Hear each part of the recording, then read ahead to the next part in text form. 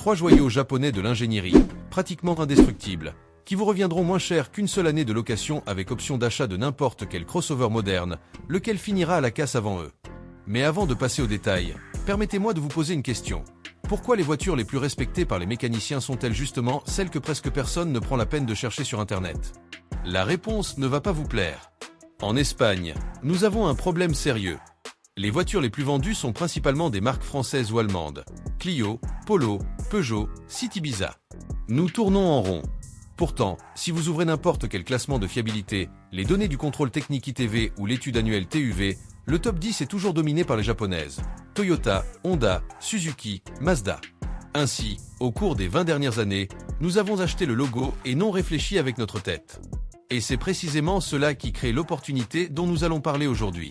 Pendant que tout le monde se bat pour les mêmes modèles sur les sites de petites annonces, pendant qu'une Clio avec un kilométrage de 80 000 km et un turbo fatigué s'envole en 2 jours, pendant que les Peugeot 208 avec moteur PureTech se vendent comme des petits pains, bien que ce moteur soit une bombe à retardement mécanique, les prix des voitures que personne ne regarde chutent. Moins de demandes, moins de prix, et la mécanique n'en est pas changée pour autant. Un moteur conçu pour 300 000 km se moque complètement de savoir si quelqu'un tape ou non son nom dans la barre de recherche. Aujourd'hui, nous allons parler de 3 voitures, 3 trésors japonais que le marché espagnol a oubliés. Pour chacune d'elles, je vous montrerai pourquoi les mécaniciens les respectent et combien d'argent vous économiserez. Mais faites attention, la 3e voiture de cette liste est la plus astucieuse de toutes. C'est littéralement la même voiture que tout le monde veut, mais 15 à 20% moins chère uniquement parce qu'elle porte le mauvais badge. Nous y arriverons. Suzuki Swift. Dites Suzuki en Espagne et les gens penseront aux motos ou au tout-terrain Jimny. Mais la Swift, silence radio. Sur les parkings, elle passe inaperçue, comme un caméléon métallique gris, et c'est précisément pour cela qu'elle est magnifique. La version qui nous intéresse est la 3e génération, de 2010 à 2017, avec le moteur essence atmosphérique 1,2 litres K12B. Il faut parler sérieusement de ce moteur. Le K12B est un 4 cylindres en ligne à injection multipoint, et plus important encore, à distribution par chaîne, pas par courroie. Chaîne. Arrêtez-vous sur ce mot quelques secondes. La courroie de distribution est le cancer de l'automobile moderne. Une bande de caoutchouc qui s'use et qui, un beau jour, casse sans prévenir, tuant votre moteur. Le remplacement coûte entre 6 cents et 1000 euros. Sur la Swift, cette panne n'existe tout simplement pas. La chaîne est métallique et se lubrifie en permanence avec l'huile moteur. Avec un entretien normal, vous ne la changez jamais. Le K12B développe 94 chevaux. Soyons honnêtes, ce n'est pas une fusée, mais la Swift ne pèse que 1050 kg. Calculez le rapport poids-puissance et vous comprendrez pourquoi elle est étonnamment agile en ville, et ce que signifie concrètement 94 chevaux atmosphériques. Cela signifie sans turbo. Sans turbo signifie pas de panne de turbocompresseur, pas de durite de pression fissurée, pas de vanne de décharge capricieuse et pas d'intercoolé. Toute cette plomberie, qui coûte toujours une fortune en réparation, n'existe tout simplement pas ici. Entretien, vidange d'huile tous les 15 000 km ou une fois par an. Filtre à huile, environ 7 euros. Filtre à air, environ 10 euros. Bougie NGK, environ 4 euros pièce. Un entretien annuel complet dans un garage indépendant reviendra à 2 cents à 300 euros. Comparez cela à l'entretien d'une Peugeot 208 Bloody, où une simple révision peut dépasser 800 euros rien que pour le filtre à particules AdBlue et le volume d'huile nécessaire. Prix actuel. Une Swift de 3e génération en bon état, avec un kilométrage de 80 000 à 120 000 km, coûte entre 3 500 et 5 500 euros. À titre de comparaison, 5 000 euros représentent environ 13 mensualités de location avec option d'achat d'une Renault Clio de base. 13 mois de location contre la propriété d'une voiture entière, sans paiement finaux cachés ni limitation de kilométrage. La voiture est à vous. Point final. Le talon d'Achille de la Swift, l'isolation acoustique. Sur autoroute, à des vitesses supérieures à 120 km/h, l'habitacle est bruyant. Ce n'est pas un défaut mécanique, mais un choix en faveur du faible poids. À vrai dire, les mécaniciens ne voient presque jamais de Swift avec des pannes graves. Jamais. Entretien courant, plaquettes de frein, rarement un roulement de roue après 200 000 km. C'est tout. Quand il n'y a pas de plainte sur les forums automobiles, c'est le plus grand compliment qu'une voiture puisse recevoir. Honda Jazz. Connaissez-vous le Tardy du Docteur Who? La cabine téléphonique qui, à l'intérieur, est plus grande qu'à l'extérieur. La Honda Jazz, c'est elle-même, sauf qu'elle a 4 roues et un moteur IVTEC. Nous nous intéressons à la 2e génération, 2008 à 2015, et à la 3e, 2015 à 2020. Le cœur du sujet, le moteur 1.3 iVTEC. C'est un moteur 4 cylindres avec la technologie Honda VTEC, un système de distribution variable. À bas régime, les soupapes s'ouvrent moins pour économiser du carburant et gagner en couple. À haut régime, elles s'ouvrent davantage pour libérer de la puissance. Le résultat, un moteur qui consomme 5,5 litres au 100 km en cycle mixte et qui, en même temps, permet de doubler en toute sécurité sur autoroute. La distribution se fait par chaîne. Là encore, la chaîne du 1.3 iVTEC possède une fiabilité légendaire. Au Japon, où la Jazz s'appelle Fi, on trouve des unités avec 350 000 ou 400 000 km avec la chaîne d'origine. C'est documenté. Les tolérances de fabrication de Honda sont parmi les plus strictes au monde. L'écart de diamètre des cylindres est inférieur à 5 microns. Un cheveu humain a une épaisseur de 70 microns. Honda usine ses moteurs avec une précision 14 fois supérieure à l'épaisseur d'un cheveu. Un tel niveau de rigueur explique pourquoi ces moteurs ne consomment pas d'huile même après 200 000 km.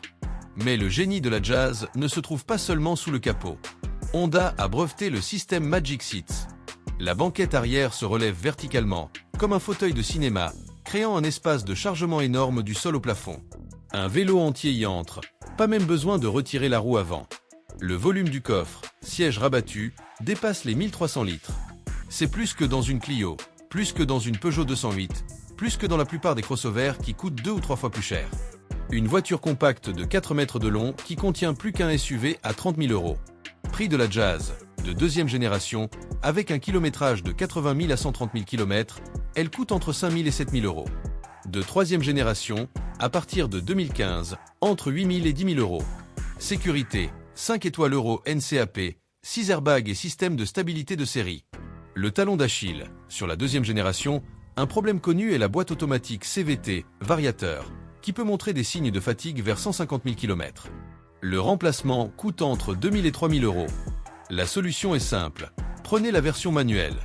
La boîte de vitesse à 5 rapports est aussi fiable qu'un coffre-fort suisse. Zéro problème, même avec des kilométrages astronomiques. Toyota Ori hybride. Prononcez ce mot pendant le dîner. Regardez les visages. Ori. Qu'est-ce que c'est? Personne ne le sait.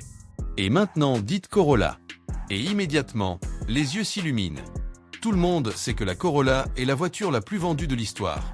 Et l'Ori, c'est littéralement la même voiture, simplement avec un autre badge sur le coffre. En 2006, Toyota a décidé de renommer la Corolla européenne. L'idée était de donner à la version pour le vieux continent son propre nom. Le résultat a été un échec. Le public européen ne s'est jamais habitué à cette appellation. En 2018, Toyota a reconnu son erreur et a rendu le nom Corolla. L'Ori a disparu des catalogues, mais sur le marché de l'occasion, elle est toujours là. Et c'est justement maintenant qu'il faut agir. Nous nous intéressons à l'Ori de deuxième génération, 2012 à 2018. Concrètement, la version hybride. Système de propulsion 1.8 VVTi combiné à un moteur électrique. Ce système est identique à celui de la Prius de troisième génération, celle-là même qui a démontré sa fiabilité sur des millions de kilomètres dans les taxis du monde entier. Là encore, distribution par chaîne et un système hybride dont la fiabilité frôle l'absurde. La transmission ECVT est en réalité un train épicycloïdal. C'est un système purement mécanique, sans embrayage, sans convertisseur de couple et sans courroie de friction. Il n'y a presque rien qui puisse s'y user. Certaines Prius de taxi dépassent les 500 000 km sans toucher à la transmission. L'Ori hybride utilise le même système. La batterie hybride. Tout le monde pose la même question. Et si le remplacement de la batterie coûte 5 000 €? C'est faux. La batterie nickel-hydrure métallique est conçue pour durer plus de 300 000 km dans des conditions normales.